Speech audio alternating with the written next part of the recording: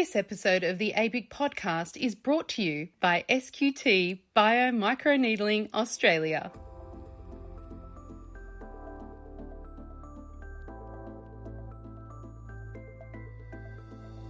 Hello and welcome to the ABIC podcast, your online support community for the aesthetic and beauty industry. Here, we're strengthening and unifying the industry through representation, innovation, and education. This is a platform created and dedicated to the aesthetic and beauty industry, valuing unity and advancement. We serve to represent, support, and inspire you by connecting you with industry experts, expanding your knowledge through educational pieces, and bringing you the latest industry news. This is the ABIC podcast.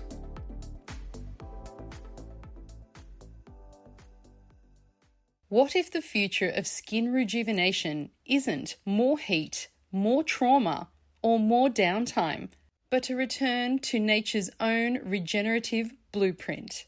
In this groundbreaking episode of the ABIC podcast, I am joined by Kamil Szymanski, a globally respected educator and aesthetic practitioner from Ireland, to explore Spongilla spicules, a bio-intelligent skin remodelling treatment that's changing how we think about treating the skin. But this conversation goes far beyond one treatment. We explore the overuse of ablative and heat-based technologies, particularly for aging, menopausal, and barrier-compromised skin. We explore the biological impact of aggressive treatments, the hormonal realities of mature skin, and the need to expand our treatment toolbox with innovations that work with the skin, not against it. If you're a clinic, salon, or spa owner ready to innovate your treatment menu, elevate your results, and meet the evolving needs of today's skin-savvy clients, this episode will reshape your perspective and your protocols. Hi, Kamil. How are you today? Welcome to the podcast. Hi, Stefanie. Thanks for having me. Oh, you're very welcome. You're joining us all the way from Ireland on the other side of the world. Very exotic. Well, I'm so excited to have you here today because you are an absolute wealth of knowledge about all things skin, all things clinical science, and we're going to dive into some fascinating topics today about, different types of directions and trends in the industry. But before we start, I'd really love to know a little bit about your background and what drew you to the aesthetic industry in the first place. Sure. So yeah, my name is Kamil. I am based in Ireland, originally from Poland, though, so still within Europe. So my background would be in medical science and genetics and physiology in particular. So that's where my primary degree is. Now, after graduating, I've done a multiple of master's programs, all in a clinical setting, one way or the other. And do you know what? I was always really interested in skin, and it's for very selfish reasons. I am afraid of getting old. Oh. Like the first time I heard about cellular aging was in one of my genetics lectures, where we were discussing the telomere shortening. And I was really fascinated by that because it was, my God, over a decade ago, where we started to learn that as we age and as our cells divide, the telomeres on the ends of our chromosomes shorten, and that also shortens our lifespan because it impacts on the integrity of our cells.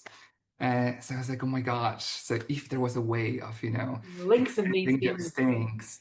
And then obviously we do that on molecular level, but what you actually see, is also important. So I was like, okay, we actually do have to start taking care of the skin. And at that time, we were discussing things like exosomes, but I would never think that they're going to be used in skincare. So at the time, we're looking at engineering exosomes, those extracellular, vesicles, to deliver chemotherapeutics directly into, let's say, cancer cells and things like that. And it was very fascinating. It was very novel. Here we go, 10 years later, we are putting exosomes on our skin to rejuvenate our faces.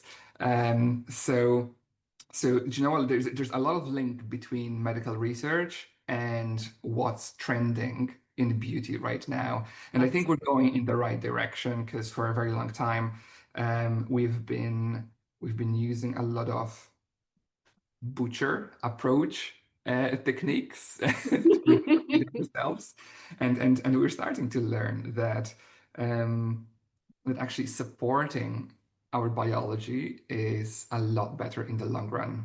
Oh, I love that. I mean, the intersection of medicine, science, and aesthetics and wellness, that's becoming more and more prevalent. I think in the aesthetic industry, we have always been a little bit more, I wouldn't say ahead of the game, but we've always looked at how do we reverse time? How do we turn back the clock in terms of appearance?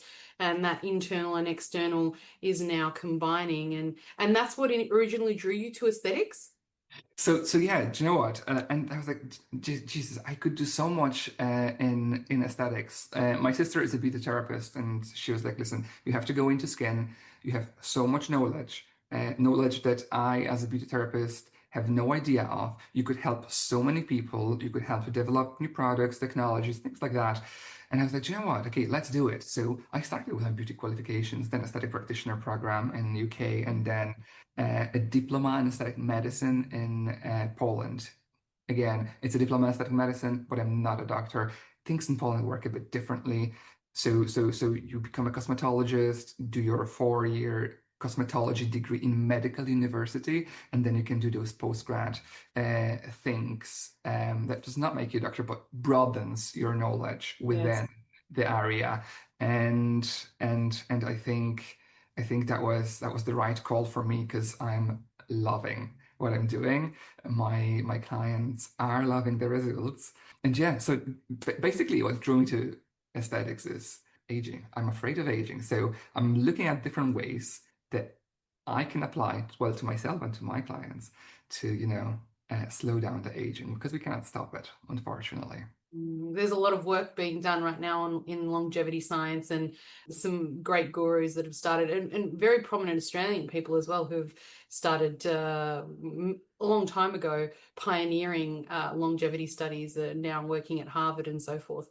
Yeah. But that's a whole nother discussion, which I think I'm going to have you back to talk about because that's game-changing stuff. Right now, you actually have a clinic, right? So you have a clinical setting in Ireland where you treat patients every day. Absolutely. So we have launched Phoenix Biomedical in 2023, and it's been going super strong.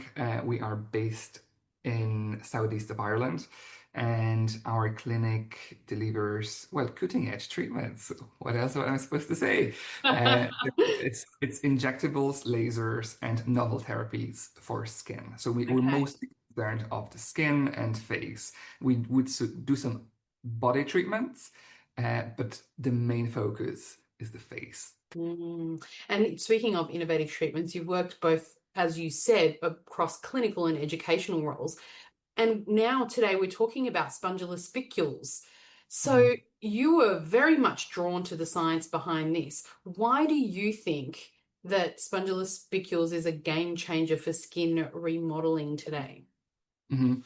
So do you know what? Like when I was launching the clinic in 2023, I had a lot of microneedling treatments.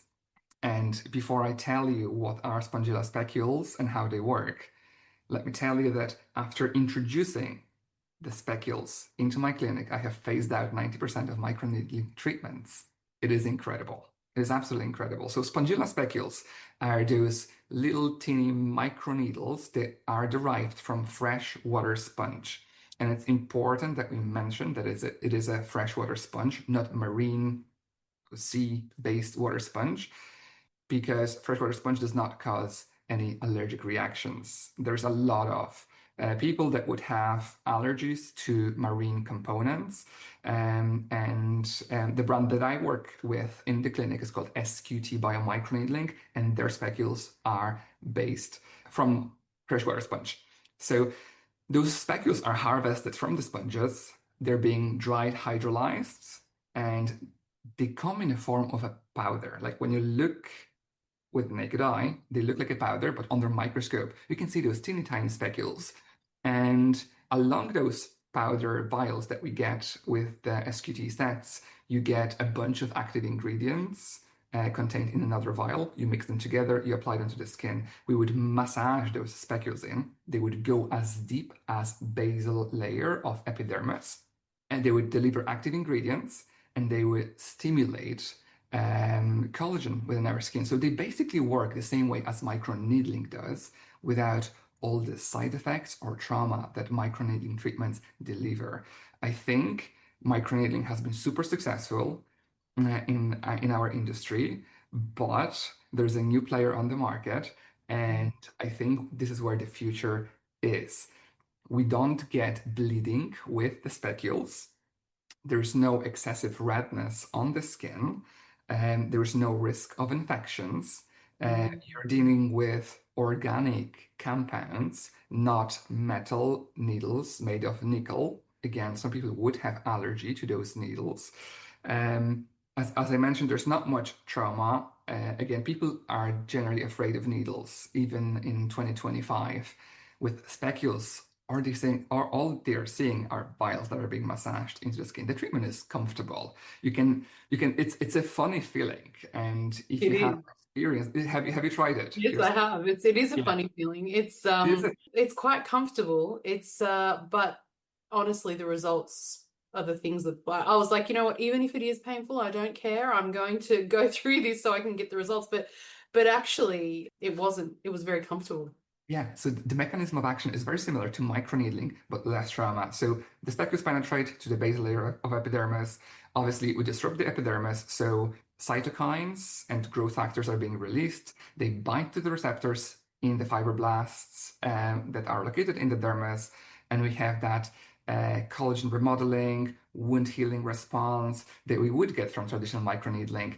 Now, you would get a little bit of skin cell shedding, so peeling, but that's about it. The treatment is super comfortable and it's so safe. I love it because if you're a clinic owner hiring juniors, you might not want to give them a microneedling device. When it comes to SQT biomicroneedling, off they go. They get basic training. It's virtually impossible for something to go wrong. That's how safe it is. So when I introduced it, I was like, okay, let's try what it is. I loved the science of it, but when I tried it, when I saw the results, I was like, wow, this is great. And you know what? SQT biomicroneedling fits into modern lifestyle because the results that it delivers are super fast. We can schedule sessions every 2 weeks rather than every 4 weeks. And the course of sessions would be approximately 4 treatments. So you can have a whole new skin within 8 weeks. So when you're finishing your course of treatments with SQT, you're only on your second microneedling treatment, traditional microneedling treatment. And you know people, you've worked in clinics, so you know that people want results yesterday. They absolutely do. I can attest to that. The thing that actually also, I suppose, fascinated me was that the spicules stay lodged in the skin for a period of time. Now, Absolutely. obviously, you're delivering actives at the same time that you're delivering the spicules, which is smart because you're thinking, right, how do I deliver these incredible ingredients deep into my dermis or my, up to my basal layer of the skin to create a change. But actually, over a period of time, that's actually occurring. And anything you put on your skin afterwards is also having deeper penetration. Tell us a little bit about the mechanism behind ingredient delivery in the spicules. Mm-hmm. So when we massage the specules into the skin, we don't actually remove them after the treatment. So they stay in the skin for up to 72 hours or up to the first wash with a cleanser. So we always ask our clients not to wash their skin for the first 24 hours because this is what I feel is the minimum amount of time that the specules should be in the skin to stimulate enough response to get us the result that we want. Um, so, so obviously those specules create microchannels in the skin, and after all that massage, and during the massage, we do apply active ingredients. So we would have 4 different sets, for different skin concerns with SQT by microneedling. So we would have our resurfacing set that again takes care of the texture and acne. We would have the revitalizing set that packs a bunch of ingredients for skin brightening. Um, and overall revitalization, pigmentation, things like that. We have the new set that's called Nourishing and Hydrating. This is phenomenal for sensitized skin. And there is another set called Anti-Aging. And I did mention before that anti-aging is, or people are generally afraid of needles, right? And we do get those clients in that would come in and be like, okay, listen, I would like to get a skin booster, but I don't want injections. I'm afraid of needles. And SQT biomicroneedling anti-aging set is as close as we can get them to having a skin booster with a similar effect without needles being involved. And in fact, SQT biomicroneedling anti-aging set is probably or protocol is the most comfortable out of all of the protocols that we have for our disposal from SQT. So yeah, as you mentioned, we are creating a micro trauma in the skin, and we are delivering active substances at the same time, and those substances are skin concern specific. And I think why SQT biomicroneedlings, those Spongilla spicules work so well. When you compare them to traditional microneedling, like you microneedle for what, 10, 15 minutes? That's exactly right. And then you have to stop. Whereas with Spongilla spicules, we are microneedling for up to 72 hours. And we're getting very little, side effects that we would normally get with. I cannot even imagine microneedling my face for 72 hours. 72 hours, no. Could you imagine? No, I mean, this type of technology, I mean, people listening out there will think, oh, goodness me, it's 72 hours worth of trauma. But the way that the spicules work and the way that they lodge themselves, embed themselves, it's actually a process for your skin then to create the collagen and push those spicules out, much like I would think, anyway, much like getting a splinter. It's your body's expelling those, but it's creating controlled trauma and releasing those spicules over a period of time. But at the same time, they're in there. So they're accelerating cellular processes when they're there. The microchannel's still there. So I imagine anything that you put on your skin for the next 72 hours is going to penetrate even further. I don't know if I'm on the right track. You are. A lot of cosmetics, a lot of products have been designed to stay on top of the skin. We don't want any preservatives to be entering the epidermis. That's not the way. So the new sets from SQT have a lot of active ingredients and a lot of liquid that I would personally give my clients so they come with them and they can apply this after the treatment. Yes, that's what I did. I put on the serums for a period of time afterwards, and I was loving it. I thought, what a great novel idea. Those serums have been designed to penetrate into the skin. They're safe, they are clean of any preservatives, and they're good for your skin, basically, I love it. I was thinking, I actually had clinics for 25 years, and my clinics were very focused on anti-aging. I feel like we had predominantly a lot of heat-based devices. And I feel like looking at the industry, the industry seems to have become over-reliant on heat-based or even ablative treatments. What do you think the long-term implications are for skin integrity? I've been deep diving more into menopausal skin as well and age-related sort of women's health concerns. And now I'm starting to rethink a predominantly heat-based protocol. Okay, so let's talk about heat-based protocols first, and then we're going to discuss menopausal skin because that's a very different skin that we are dealing with. So I wouldn't say that we are becoming over-reliant on heat-based devices. So I think the misconception in our industry is a stronger device or stronger treatment equals better result. That's not the case. No. That's not the case. So we have to be very cautious with use of energy-based devices. and I would use them every day in the clinic. They deliver exceptional results in the right hands, but in the wrong hands or for the wrong patient, they can have detrimental effects that often cannot be reversed. So we have to be cautious what's for whom and when to use a device or modality. But I don't think, well, maybe there are people that are overusing them. Again, now we are comparing those devices to spicules. Spicules are more superficial and a lot more delicate. So let's give you an example. A woman in her 50s, so menopausal probably, comes into the clinic with rosacea. Her main problem is texture. She has a wedding in 2 months, and she wants to be able to apply makeup that sits really well. So texture is what she is concerned of. Even though her face is full of redness, we always listen to what our patients say. So we cannot do RF microneedling for her because we're going to destroy her skin. Her barrier is already compromised, and we need multiple of treatments, weeks and weeks apart, to improve her texture with RF anyway.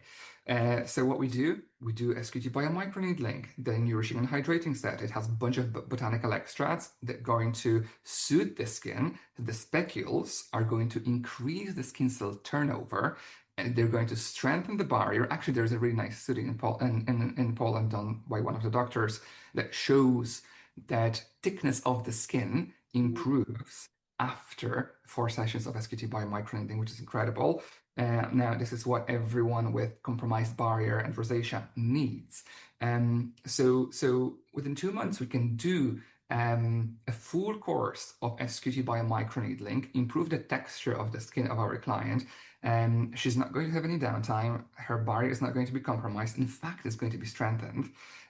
So in those cases, SQT biomicroneedling really shows its benefits, and no other heat-based devices are going to give us that, So I think there's place for both. Again, where SQT biomicroneedling is not going to do anything for us is, let's say, jowls. Okay, someone is forming jowls, they have a little bit of extra fat, maybe double chin, etc. We would use RF microneedling. We would go deep. We would want to melt the fat to snatch the jawline, reduce the amount of the fat that's hanging down there. Again, the needles will go probably 4 millimeters into the skin. Again, we are not able to do that with SQT because they will only penetrate, so those spicules will only penetrate as deep as basal layer of the skin, and they do not deliver heat, whereas RF does. So I think there's place for both.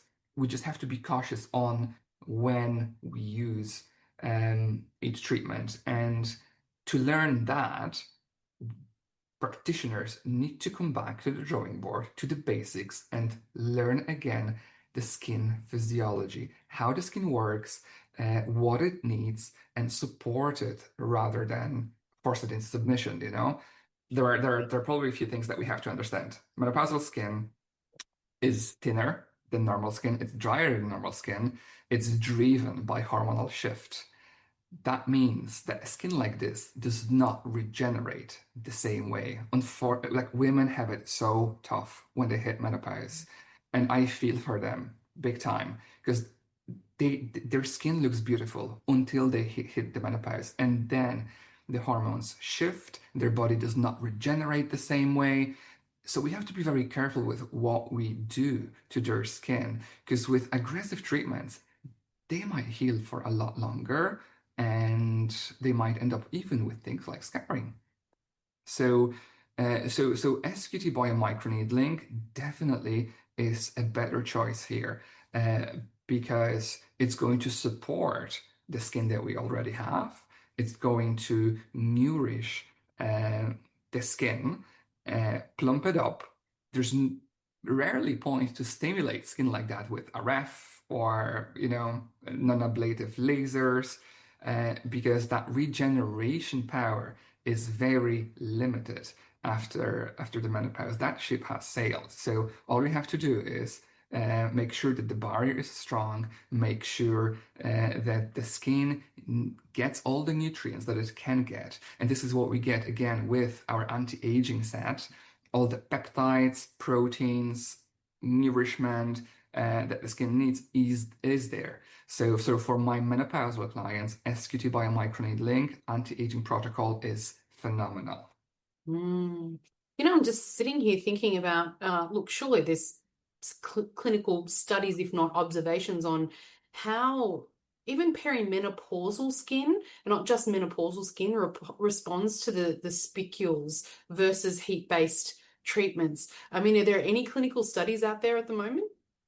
So personally, I haven't seen any clinical studies done specifically on perimenopausal skin.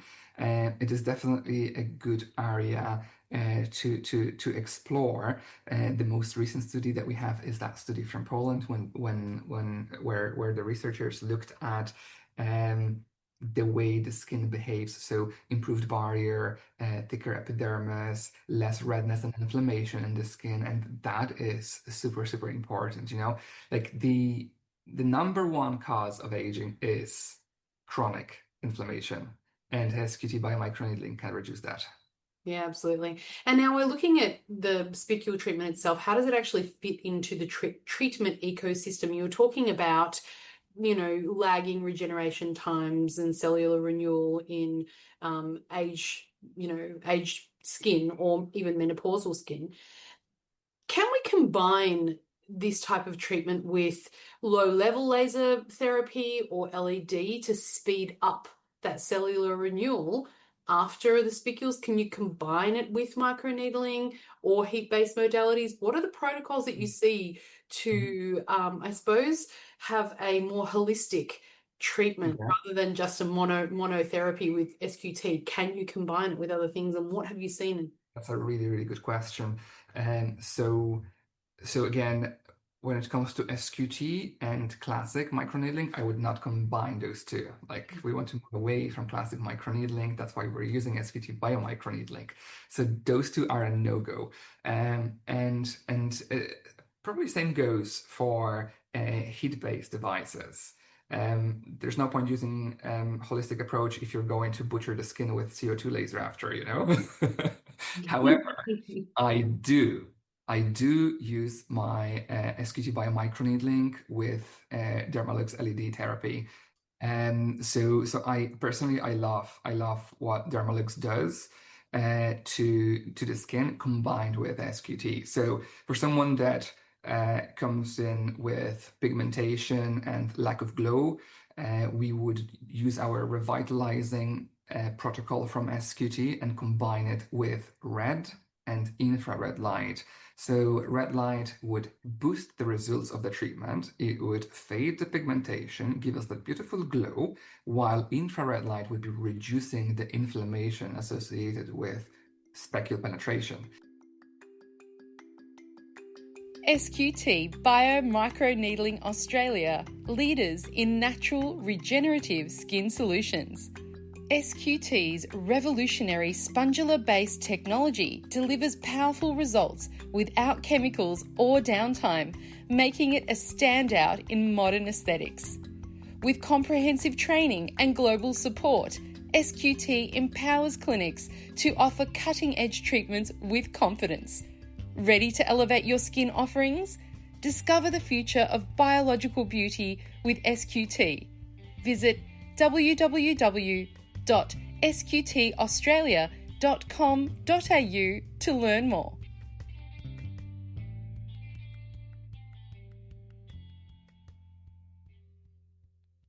And with someone presenting with acne, including active acne, I actually really like treating hormonal active acne with SQ2 biomicroneedling. Now, that's another difference. You wouldn't do probably traditional microneedling on someone with active acne, because of the risk of spreading of all the bacteria. We can do SQ2 on active acne without that risk. So when someone comes in, we would do a resurfacing protocol that has a bunch of ingredients that help acne, and then we would we would combine it with blue light and infrared light from Dermalux LED that kills off the bacteria that are living within the skin. Now, when it comes to the resurfacing set, actually, before we get into that, so acne is driven by a few things. So there are bacteria living in your skin. There is often excessive keratinization happening within the skin, so buildup of dead skin cells. And then there is and then there is that inflammation. And with SKT, we get a bunch of flower extracts, root extracts that kill off the bacteria, that reduce inflammation. We have enzymes that gently exfoliate the skin. We have components that reduce or suppress sebaceous activity of our sebaceous glands. Again, oil is again another component of acne formation. So combine all of that with blue light, we really get a powerful tool for treatment of active acne. Now, can it be cured with SQT? No. Active acne that's fueled by hormones is a chronic condition. We can treat it and then we can maintain the results of the treatment, but we cannot change the hormones with specule-based treatments, unfortunately. And I'm listening to you speak and I'm thinking to myself, oh goodness, it's so important to broaden our approach to, skin treatment, skin rejuvenation beyond what I feel we could say the West or Western type model of, trauma is for the skin. It sounds like you're going towards longevity and wellness. How would you incorporate that approach in your clinical setting? So I do conduct consultation with my clients to see what are their expectations, and wherever we can, we do treatments that support normal skin homeostasis, and that is the case especially for our younger crowd, because when they start taking care of their skin and giving it what it needs now, when they're in their 60s, they're just going to look beautiful, without energy devices and other things that could have detrimental effects. I think incorporation of those more holistic approaches, happens at the level of consultation. Now, you will always get those clients that will come in and be like, "Listen, I've seen this and that treatment online. I want to get it done." I think this is up to us as practitioners, to say, hey, this is actually not good for you, because if you get a lady that's in their 20s and she wants to get a very potent RF microneedling or resurfacing laser, it's just crazy. This is not what their skin needs.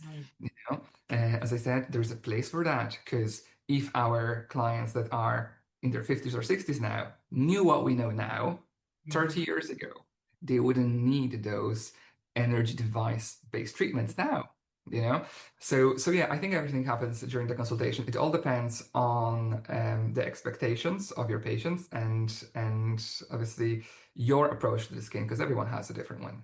I like both. I like both energy devices and holistic approach where I can do it. I think that's a really balanced approach. They are needed both in their specific area of focus. And I think intelligently combining the two and as you rightly said, in the consultation process, that's where it starts. That's where you get to deep dive into that patient, know what that patient really needs from intrinsically and extrinsically as well.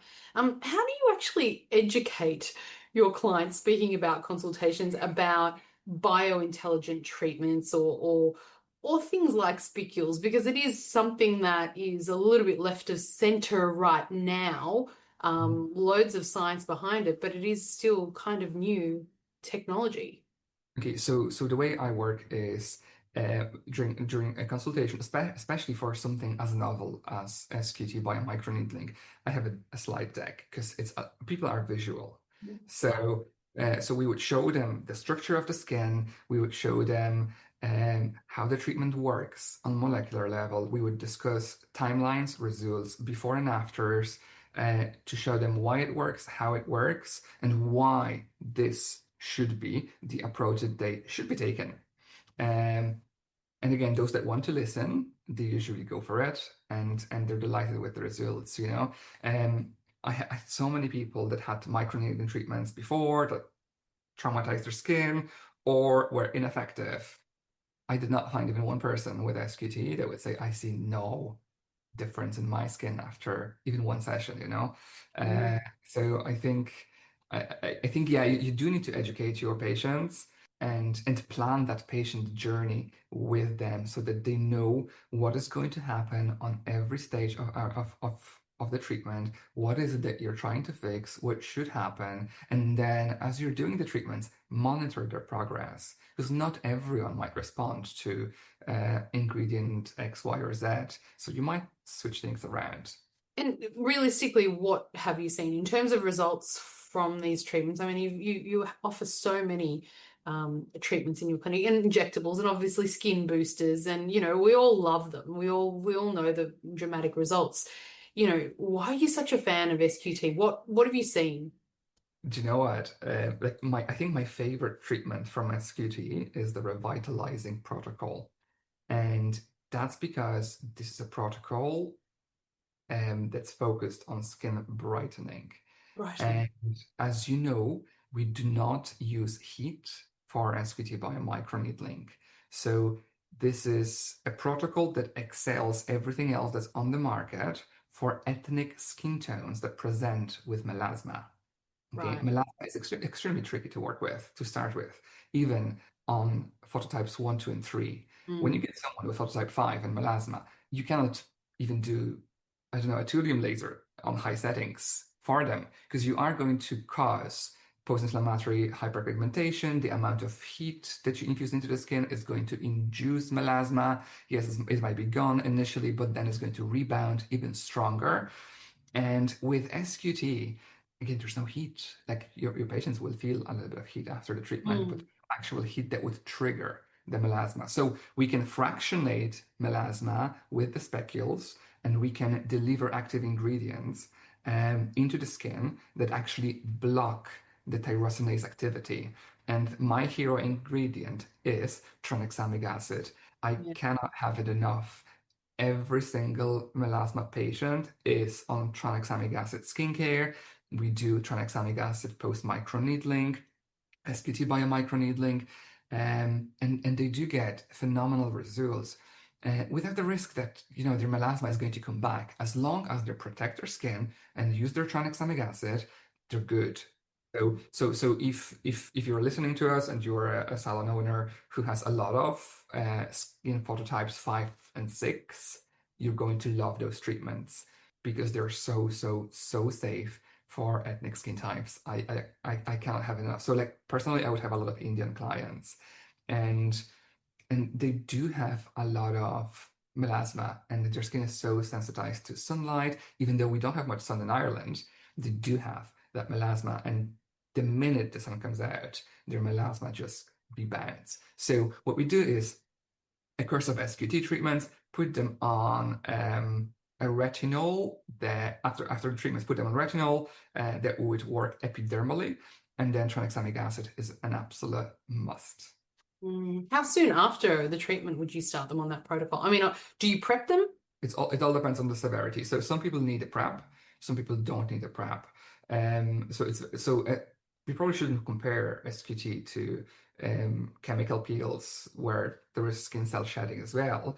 Because for chemical peels, you would prep them 2 to 6 weeks in advance. With SQT, there's no need. Obviously, it's better for them to use tranexamic acid before and after treatment, but it's not a mandatory thing. So we would do the treatments, and then 2 weeks after, they would start using pure tranexamic acid, maybe after a week, or if it's tranexamic acid with something. So are you familiar with SkinCeuticals? Yes, of course. Yeah, so SkinCeuticals has discoloration defense serum, and they do have tranexamic acid in there combined with sulfuric acid. So if it's a combination like that, you'd want to be probably waiting 2 weeks after, because sulfuric acid dissolves the glue between the cells, and more skin cell shedding appears. So with products like that, you do need to wait for 42 weeks. If it's pure tranexamic acid, like let's say our Zeo Bright Alive, you can start using it a week after. Week after, wow. And so now, honestly, before I move on to the next question I have, I actually thought when I saw the before and afters, I thought these can't be real. A trusted therapist showed them to me and it was her work. Otherwise, I probably wouldn't have believed the type of lifting, lightening, and brightening that you can get on, darker fits pads. It was quite shocking to me. When you think about it, like the topical skincare that you apply penetrates in what, 5 to 15%? So 5 to 15% of active ingredients penetrate through the skin. With SQT, we are creating microchannels, so 100% of active ingredients gets into the skin. That's why you get such a spectacular results. Like it's such a sophisticated, but at the same simple system that works beautifully in a holistic way. I think this is why I love it so much, I really see no need for majority of microneedling treatments in clinics now. It's a big statement. The more that we understand the skin, our biology, the microbiome, neuroinflammation, hormonal impacts, and of course, barrier function, the more we're seeing an evolution in our treatment philosophies. How do you think our treatment philosophies are going to evolve over the next 5 years or so? It's a very complex it's a very complex question, because yes, we understand our hormones, and we can, let's say, in some cases balance them with healthy life choices. Again, we now understand microbiome and good skin axis and the way our gut affects everything that's on our skin. And I think you're going to see a lot more products that support skin microbiome, that support good microbiome. Now, when it comes to nutrition and supplementation, I'm very wishy-washy about that. And that's because in Europe, there's no strict regulations on quality of supplements. Okay, Right. so the way drugs are produced, they go through a very rigorous process. When it comes to supplements, that's not the case. So you never know how much of that active ingredients is in let's say a supplement for the skin, and how much of it is bioavailable, because that's also very important. You can be taking an active ingredient, but if it doesn't do anything because it's not capable of penetrating through your stomach and going into your intestines where it's supposed to be released, you're not going to see any effects. And like collagen powders have been massive in our industry, and there is research that shows that they work. Personally, I had very poor results with them. I think investing in something like a skincare product from higher shelf is a lot better, and it's going to give you a lot more than supplementation of collagen. But I feel that this is the direction that we're going to. So you're going to see a lot more of supplements and skincare products that support healthy microbiome, whether it's skin or gut.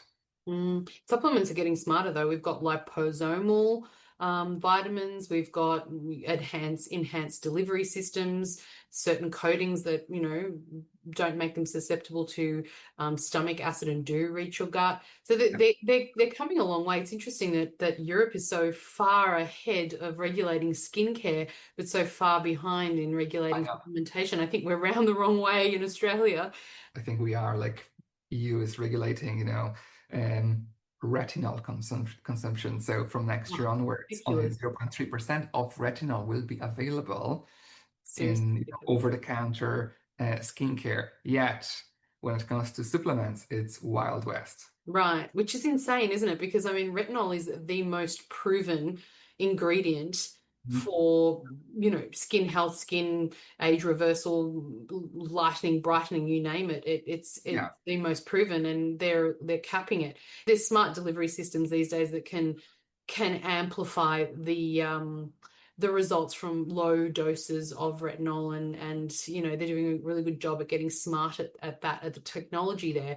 But it really blows my mind, and I'm hoping that Australia is not next in putting a cap on I know where it's coming from. Like retinol is so potent and so good for our skin that every skincare line is trying to incorporate retinol into their product. And like in clinic, we have a control over who uses what. However, if you go to pharmacy and buy over-the-counter product, you might be using 5 different products that contain vitamin A, and that's a problem because you might be overdosing vitamin A. And don't get me wrong, vitamin A is great for us adults. However, it's not great for fetal development, and that's where the issue is. If there is a pregnant woman that doesn't know that she should not be using a lot of vitamin A or actually any vitamin A at all in topical skincare because it can cross into the bloodstream. That's where problems start, and I think that's where everything came from. So we want to make sure that people are not overusing retinols or vitamin A, and that they're not using it during pregnancy. Now, unfortunately, EU is better at banning things than educating. That's just the economy that we live in. And 5% in EU, we cap at 1%. I don't think they cap at 5% there. No, 0.3. 0.3 they're capping. But now what's it available to? Do you know what? It's 1% of retinol. Yes. Now, there are brands that will tell you, oh, we have 5% of retinol. But do you know what they do? They add retinols, retinol esters all together. They put a big 3 or 5% on their box. It doesn't work like that. No, it doesn't. No. I'm not a big fan of retinol esters because you might be using them for 2 years and you will not see a result. I'm a big fan of Zeo, medical grade retinols that actually do deliver the results. They're not for everyone. I'm a fan of retinol too, the original or nothing for me. Yeah, there you go. There you go. That's what I love. We're speaking the same language, and obviously I have a formulation background, but I know the studies are done on retinol. I love it when I find a like-minded scientific person out there that shares that same belief. Look, we're talking about the future. What really though excites you now about the future of aesthetics, also in relation to natural innovation, where do you see spicules lying in that kind of process as well? Do you know what excites me is the fact that we finally are starting to understand our biology and follow our biology. So we're supporting the skin rather than traumatizing it. And I think the future of aesthetics will belong to people that understand that it's better to support your natural biology than, again, force it into submission, And when it comes to spicules, listen, it's such a delicate treatment that strengthens our skin that I think this is the first step. We're just at the beginning of what's to come. You're going to see a lot more specule-based products coming out to the market. Now, SQT is the pioneer in that field, and they've been researching the spicules for the last decade, launching 4 different sets with therapeutic, clinically proven ingredients, and a new product coming out very, very soon. It is a product that has been missing from the portfolio, and it's going to be very, very, very needed. I love everything about spicule treatment. I can see a difference in my own skin. I love novel treatments. I love experimentation and trends. When they come up with a really effective skin laxity treatment that delivers on what they promise, I'll definitely be in for that, because I think anyone that's my age is that's the holy grail of everything. But if you could leave, I suppose, everyone that's listening who's a clinic owner, a salon owner, a spa owner, but also an advanced professional out there, with one key insight on skin health, what would it be? Okay. Keep your toolbox diverse. Come back to basics. Understand the skin on molecular level. Understand every single skin pathology on molecular level, and then select treatments for your patients in a holistic way, if you can. Again, it's a lot of study, and again, a lot of us know those things. But I think we have to look at what's happening on molecular level to be able to effectively treat patients rather than packing energy into them. Oh, I love what you just said. Thank you so much for being our guest. You must come back because we have too much more to talk about, especially in the longevity space, because I think that's a discussion that hasn't come to Australia in a big way. And I've been doing that before we jumped on this podcast. We just briefly touched on longevity very quickly. And I think that's a space that really, really needs to be explored, and it really intersects so well with beauty and aesthetics. But this definitely is the future of the industry, natural-based treatments that work with your skin in synergy without all of that inflammation, all of that over response. And I just think you're a wealth of knowledge. So thank you so much for your time today and your generosity. And we'll see you again soon. Thank you so much, Stefanie, for having me. It's been a pleasure. You've been a great host, and I would love to come back and talk more about longevity and how it looks on a molecular level and where it's going and where our future is. Thanks so much. Thank you so much for listening, everyone. You've reached the end of another episode of the ABIC podcast, your online support community for the aesthetic and beauty industry. Thank you for listening, and until next time, stay connected.